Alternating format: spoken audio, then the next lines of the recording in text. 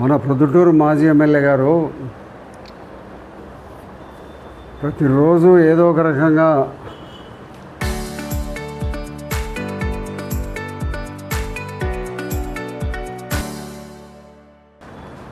నా మీద నా కొడుకు మీద అవినీతి నిందారోపణలు చేయాలని చాలా శ్రమ పడుతున్నాడు.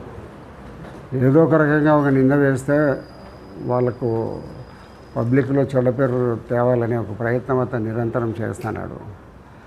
కాబట్టి నేను చెప్పేది ఏముందంటే, ఇప్పటికి 40 సంవత్సరాల రాజకీయ జీవితంలో 6 సార్లు ఎమ్మెల్యేగా ఉన్నాయి. 6 సార్లు ఎమ్మెల్యేగా ఉన్నప్పుడు ఎవ్వరూ ప్రజలు ఇదో ఈ తప్పు ప్రొద్దుటూరులో ఈయన చేసినాడని ఎక్కడ కూడా ఎవరు చెప్పే పరిస్థితి లేదు. వేలెత్తి చూపటి విధంగా నిజాయితీగా ధర్మబద్ధంగా నా కోసం నేను బతుకుతూ ఉండాలి. నేను కానీ నా కుటుంబ సభ్యులు కానీ ఎక్కడ కూడా నిజాయితీని వదిలిపెట్టకుండా నిజాయితీ కోసం ఎన్ని ఇబ్బందులు ఉన్నాయి ఎన్ని కష్టాలు ఉన్నా కూడా ఓర్చుకొని నిజాయితీగా జీవిస్తాను. ఎక్కడ కూడా ఎవరి దగ్గర చేయి సాగిన పరిస్థితి లేదు. ఈ విషయం ప్రొద్దుటూరు ప్రజలందరికీ తెలుసు. కానీ నువ్వేదో నేను నా కొడుకు మీద నువ్వు రోజు ఏదో ఒకటి మాట్లాడుతూనే ఉండవు. అయితే నువ్వు ఎన్ని మాట్లాడినా కూడా నిన్ను గురించి ప్రొద్దుటూరు ప్రజలకి అందరికీ తెలుసు. నువ్వు మేకవన్నే పులివి. నువ్వు నీ యొక్క పరిస్థితి 10 సంవత్సరాల్లోనూ మొన్న గత 5 సంవత్సరాలు అధికార పార్టీలో ఉన్న కాలంలో నువ్వు చేసిన ఎన్నో అన్యాయాలు, అరాచకాలు, అవినీతి పనులు, లంచగొండి పనులు ఎన్నో రకాలు నువ్వు చేసినావు. ఇవన్నిటిని గుర్తుపెట్టుకుంటారు ప్రజలు. ఏదో మర్చిపోయినారని నువ్వేమన్నా అనుకుంటున్నావేమో కానీ ప్రజలందరూ గుర్తుపెట్టుకొని ఉంటారు. జీవితాంతం నిన్నుగా మర్చిపోరు. ఎందుకంటే ఒకవేళ నేనైనా కూడా ఏదైనా కొంతకాలం తర్వాత నన్ను మర్చిపోవచ్చాము, కానీ నీలాంటి అవినీతి పరుని ఎవ్వరు జీవితంలో మర్చిపోని పరిస్థితుల్లో ప్రజలు గుర్తుపెట్టుకుంటారు. కాబట్టి నువ్వు నిరంతరము నా కొడుకు మీద నువ్వు నిరంతరం ఏవో రకరకాలుగా చెప్తూ ఉండవు. ఏదో మహేష్ అని ఉన్నాడు కాంట్రాక్టర్లలో, మహేష్ కాంట్రాక్టర్ వర్క్స్ చేసుకుంటున్నాడు. అందరి మాదిరిగానే వ్యాపారం చేసుకుంటున్నాడు. నువ్వు వేసుకో వద్దన్నారు ఎవరన్నా? నువ్వు గతంలో నువ్వు ఉన్నప్పుడంతా నువ్వే చేసుకున్నావు కదా, ఎవరికన్నా ఇచ్చినావా? కాబట్టి నువ్వు ఈ పనుల విషయంలో రోజు నువ్వు మా మీద ఎంత బురద చల్లే ప్రయత్నం చేసినా కూడా మైదుకూరు రోడ్డుకు పోతావు, పొట్టిపాటి రోడ్డుకు పోతావు, ఇంకా ఎక్కడెక్కడో పోతున్నావు. నువ్వు అధికారంలో ఉన్నప్పుడు నీ మీద పత్రికా ప్రకటనలు చేసినప్పుడు నేను ఎవరిది ఏ రోడ్ల మీదకి పోలే, ఎవరికి ఎక్కడ పోయి చెప్పలే. నువ్వు నా దగ్గర 10-15 సంవత్సరాలు నా దగ్గర ఉన్నావు. అప్పటి నుంచి నీ పరిస్థితి తెలుసు. అప్పటి నుంచే నీ చేతి లాగవము, నువ్వు ఎట్లా డబ్బులు కొడతావు, ఎట్లా డబ్బులు చేతికి వస్తాను, ఎట్లా దాచిపెడతావు అనేది కూడా నాకు తెలుసు. నిన్ను గురించి నేనేదో కొత్తగా నేర్చుకోవాల్సిన పని లేదు. నువ్వేదో ఉన్నట్టుండి నువ్వు రాజకీయాలకు వచ్చింటే నిన్ను గురించి నేను తెలుసుకోవాల్సిన పని లేదు. మీ మామ నా దగ్గర ఉన్నాడు. మీ మామ తర్వాత నువ్వు నా దగ్గర ఉన్నావు. నా దగ్గర 15 సంవత్సరాలు పనిచేసినావు. నేను కౌన్సిలర్గా చేసిన, అదే మాదిరిగా మున్సిపల్ వైస్ చైర్మన్ చేసి చైర్మన్ కూడా కొంతకాలం చేసినాం. ఇన్ని చేసిన నిన్ను గురించి నాకు ఎక్కడ సూది మోగినంత కూడా తాగు లేకుండా నాకు నీ యొక్క పరిస్థితి అంతా తెలుసు. నా దగ్గర ఉన్నప్పుడే ఎన్నో తప్పులు చేసినావు. అప్పుడు ఏదో పార్టీకి చెడ్డ పేరు వస్తుందని ఏదో నిన్ను వెనకేసుకొని కొంత మాట్లాడినాం. నువ్వు ఏదో పోలీసులతో ఎప్పుడో తన్నులు తినాల్సినవి, నిన్ను పోలీసుల బారి నుంచి కాపాడినా. నీకు తెలుసా ఇవన్నీ? నువ్వేం చేసిన తప్పులకన్నట్టు కూడా నిన్ను పోలీసులతో నిన్ను రాత్రికి పిలుచుకొని పోయి నిన్నంతా ఇష్టం వచ్చినట్టు నీ మీద ఒత్తిడి చేసి బాగా తన్నాలని ఉన్నారు. అది కూడా నాకు తెలుసు. కానీ ఆ రోజు అప్పటికప్పుడు ఒక అర్ధగంట ముందర నాకు విషయం తెలిసి నేను బయటికి పంపించిన. ఇన్నిసార్లు నువ్వు నా దగ్గర ఉన్నావు, నా దగ్గర ఎన్నో పనులు చేయించుకున్నావు, నా దగ్గర చెప్పి అప్పులు ఇప్పించుకున్నావు. అప్పులన్నీ నువ్వు తీర్చేసి నీ దగ్గర నువ్వేమన్నా రూపాయి నాకు ఎప్పుడైనా ఇచ్చినావా? ఏ కాంట్రాక్టర్ దగ్గరైనా ఇప్పించినావా? రోజుకు 1-2 గంటలు నా దగ్గర ఉంటాన్నావు. ఇచ్చిన వాళ్ళు కానీ నాకు ఇచ్చిన వాళ్ళు కానీ నువ్వు ఎవరిదన్నా ఇప్పించినాడు కానీ ఏమన్నా నువ్వు చెప్పగలుగుతావు? ఎవరినన్నా రోజుకు 3-4 గంటలు నా దగ్గర ఉండిపోతానే నువ్వు, నీ బావమరిది, నీ వర్గం అంతా. మరి అప్పుడంతా ఏం లేదే. ఇప్పుడు నువ్వు దూరంగా పోతానగానే నువ్వు ప్రతిపక్ష పార్టీ వైఎస్ఆర్సీపీలో ఉంటానగానే మాట్లాడతావా? నీ యొక్క తల్లి పుట్టిల్లు మేనమామకు తెలుసునని చెప్పినట్టుగా నీ యొక్క గుట్టు రట్టు మొత్తం నాకు తెలుసు. ఏదో వాళ్ళ మీద ప్రమాణం చేయి, వీళ్ళ మీద ప్రమాణం చేయి, నాకేం కర్మ పట్టింది? నువ్వు ఈ దేశంలో ప్రపంచంలో ఉన్న దేవుళ్ళందరి మీద ప్రమాణాలు ఓట్లు అయిపోయినాయి. నువ్వు అమావాస్యాల కాడ నీళ్లు పోసుకొని పోయి దేవుని దగ్గర ప్రమాణం చేసిన పెద్ద మనిషి. నీతో మేము పోటీ పడాలంటే పడే పరిస్థితి మాకు లేదయా. మేమేదో నిజాయితీగానే జీవిస్తాం, నిజాయితీగానే చచ్చిపోతాం. ఎన్ని ఇబ్బందులు, ఎంత ఆర్థిక పరిస్థితుల్లో మేము ఇబ్బందుల్లో ఉండబడినా కూడా ఎక్కడ కూడా ఒక సూర్యమోపినంత ఎవరైనా సరే పొద్దుటూరు పట్టణంలో కానీ, జిల్లాలో కానీ, రాష్ట్రంలో కానీ చూపిస్తే నేను తల ఉంచుకుంటాను.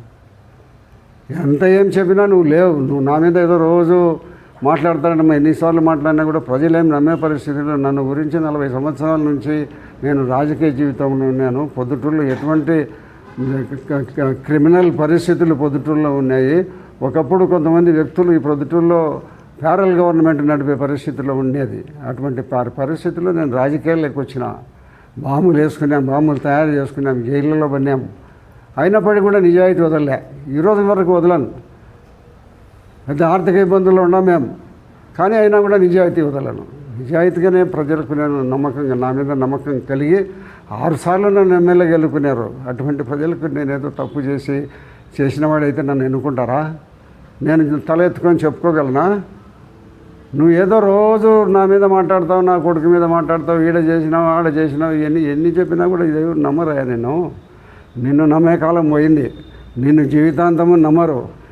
జగన్మోహన్ రెడ్డి గారిని కూడా ఎవరు నమ్మరు.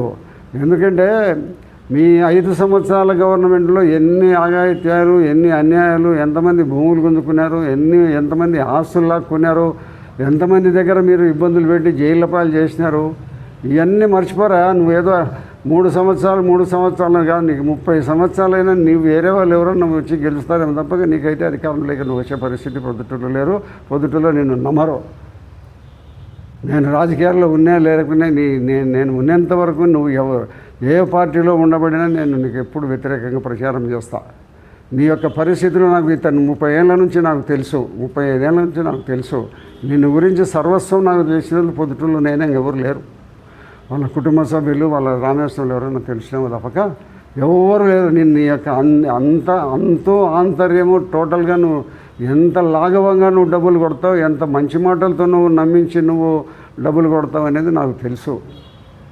కాబట్టి నువ్వు ఏదో నేను సత్యహరిశ్చంద్రుని లేదా నేను నిజాయితీగా ఉన్నాను అని రోజు మా మీద మాట్లాడుతుంటే ఎవరు నమ్మేవారు లేదయా. కూటమి ప్రభుత్వం వచ్చిన తర్వాత ఎన్నో అభివృద్ధి కార్యక్రమాలు చేసినావు. 100 చిల్లర అభివృద్ధి కార్యక్రమాలని చెప్తుంటాడు ఆయన. ఎక్కడ నీవు 100 చిల్లర అభివృద్ధి కార్యక్రమాలు ఎక్కడ ఏం చేసినావు? గ్రామీణ ప్రాంతాల్లో రోడ్డు వేసినావా? నేను పుట్టపర్తి సర్కిల్ నుంచి ఇక్కడ మైదుకూరు రోడ్డు వేసినావు, నీళ్ళు పోతాడా? మేము చేసినాం చూడు. కాలువలు ఎంత విస్తీర్ణం వెడల్పు పెట్టి మేము కాలువలు చేస్తున్నాము. పొట్టిపాడు రోడ్డు వేస్తున్నాము, ఎర్రగుంట రోడ్డు వేస్తున్నాము, కొరపాటి రోడ్డు వైండింగ్ చేస్తున్నాము. ఎక్కడ నువ్వు డివైడర్లు పడగొట్టుకోవడము, కట్టడము, ఎక్కడైతే డబ్బు ఎక్కువ వస్తుందో ఆ పనులే చేసుకున్నావు. మున్సిపాలిటీలో లూటీ చేసినావు నువ్వు, నీ బావమరిది, అందరూ మొత్తం లూటీ కొట్టినారు. ఏదో రోజు నా మీద మాట్లాడినంత మాత్రంతో ఎవరు నమ్మరా? నువ్వు గుర్తుపెట్టుకో. నేను బతికినంత వరకు నేను తప్పు చేసినానంటే నమ్ముతారని, నేనైతే ఎవరు పొద్దుటూరు ప్రజలను నమ్ముతారని నేను విశ్వసించడంలే.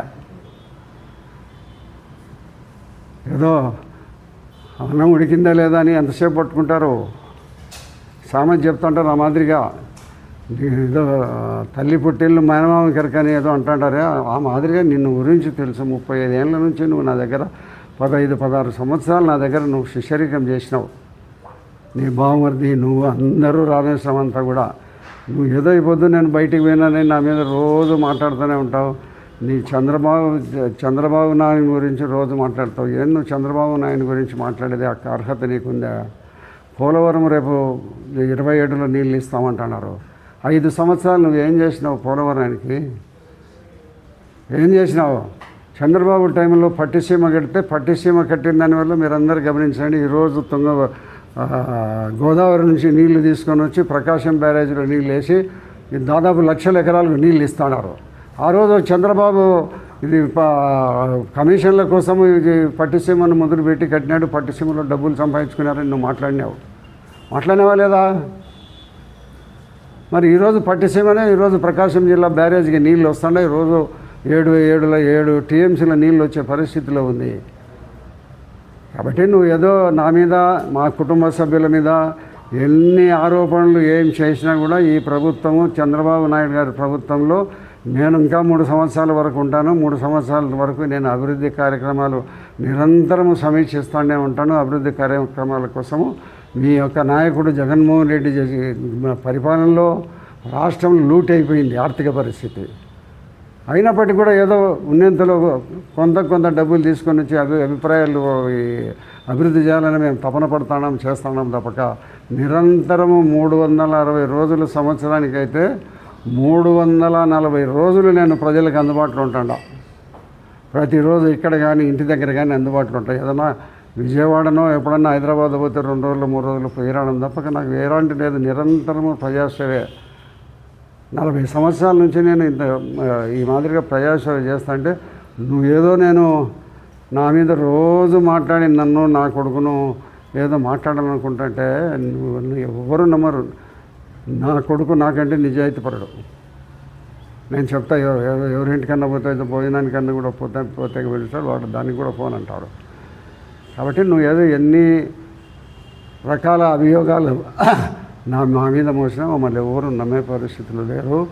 ఈ ప్రభుత్వము నీవు నీ జగన్మోహన్ రెడ్డి రాబోయే రోజుల్లో మరొకసారి ఆంధ్రప్రదేశ్లో ప్రభుత్వం ఏర్పాటు చేస్తామని కలలు కంటాడావు. ఈ కలలు అవుతాయి. నీవు మళ్ళా పొద్దుటూరు ఎమ్మెల్యేలు నిన్ను విశ్వసించి మరొకసారి ఓట్లు వేస్తారనే పరిస్థితి నువ్వేమని అనుకుంటున్నావేమో. ప్రజలు నిన్ను గురించి ప్రతి పిల్లోని కాడ నుంచి పెద్దోళ్ళకు 90 ఏళ్ళ వయసు గలలకు నుంచి కూడా తెలుసు.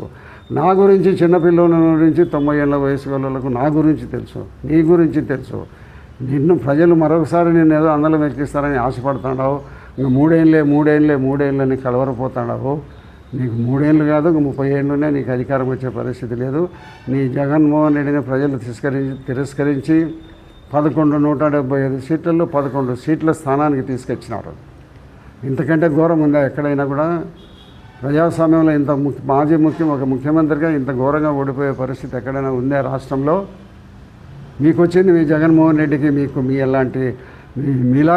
మీలాంటి వాళ్ళందరూ ఆయన ద్వారా కూడా దుర్మార్గ పనులు చేయించి ఆయన కూడా అవినీతి విచ్చలవిడిగా డబ్బులు సంపాదించుకుని అవినీతి మార్గంలోనే నిరంతరం పయనించినారు. ఈరోజు సొంత తల్లి చెల్లెళ్ళని కూడా దూరం పెట్టినాడు. అటువంటి ముఖ్యమంత్రికి మళ్ళీ ఓట్లు వేస్తారు ప్రజలు. తల్లి తండ్రి చెల్లెళ్ళు బంధువులతో ఉండే వాళ్ళందరూ రాజకీయ నాయకులు ఎంతమంది ఉన్నారు, నువ్వు లేవు. కాబట్టి నువ్వు నా మీద ఎంత దుష్ప్రచారం చేసి ఎంత నేను అవినీతిపరులని నమ్మించాలని ప్రయత్నం చేసినా ప్రజలు నమ్మేవాళ్ళు లేరు. నేను ప్రజలకు జవాబుదారి, నన్ను ఎన్నుకున్న ప్రజలకు నిరంతరము జవాబుదారితనంగా ఉంటా, జవాబుదారి వహిస్తా. అంతేగాని ఏదో నీ మాదిరిగా ఏదో డబ్బులు తీసుకుంటే మళ్ళీ రేపు రామ్మ చీర పెట్టి నీకు డబ్బులు ఇచ్చి పంపిస్తాననే మాటలు నేను చెప్పను. ఈ రోజు కొరకు ఇంతవరకు ఇంత చేయి సాగిన పరిస్థితి ఎక్కడ జీవితంలో లేదు, ఉండదు కూడా. నా జీవితాంతం ఆ రాజకీయాల్లో ఉన్నా లేకపోయినా ఇదే మాదిరిగా నా కోసం నేను బతుకుతాను. నా కోసం నిజాయితీగా నేను ఉండి రాజకీయాలలో కానీ నా జీవితంలో ఉండి చచ్చిపోవాలని నేను అనుకుంటాను తప్పక ఏదో నన్ను ఎంత ప్రేరేపించి మా కుటుంబం ఇన్ని చేసినా కూడా ప్రొద్దుటూరు ప్రజలు కానీ జిల్లావాసులు కానీ రాష్ట్రంలో సమైక్యాంధ్రప్రదేశ్లో కూడా పోయి నన్ను గురించి విచారించు. కాబట్టి నువ్వు ఎన్ని నేర ఆరోపణలు చేసినప్పటికీ కూడా నన్ను ఎటువంటి పరిస్థితుల్లో కూడా ప్రజలు అవినీతి ముద్ర నువ్వు వేయాలనుకొని ఎంత వేసినా కూడా జరగదు. అది నీ యొక్క ప్రభుత్వము నిన్ను మరొకసారి మళ్ళీ రాణించే పరిస్థితిలో ఆంధ్రప్రదేశ్ ప్రజలు లేరు. నువ్వేదో కలలు కంటాడో 3 ఏళ్ళ తర్వాత మాదేని మళ్ళీ 3 ఏళ్ళ తర్వాత నాదని. కాబట్టి నేను ప్రజలు తిరస్కరించినారు. నీలాంటి వాళ్ళు ప్రొద్దుటూరుని పడితే ప్రొద్దుటూరు పరిస్థితి ఎట్టుంటుందోనేమో, ఎంత ఇబ్బందులు పడే పరిస్థితి, ప్రజలు ఇబ్బందులు పడే పరిస్థితి వస్తుందని నేను గురించి తెలుసు.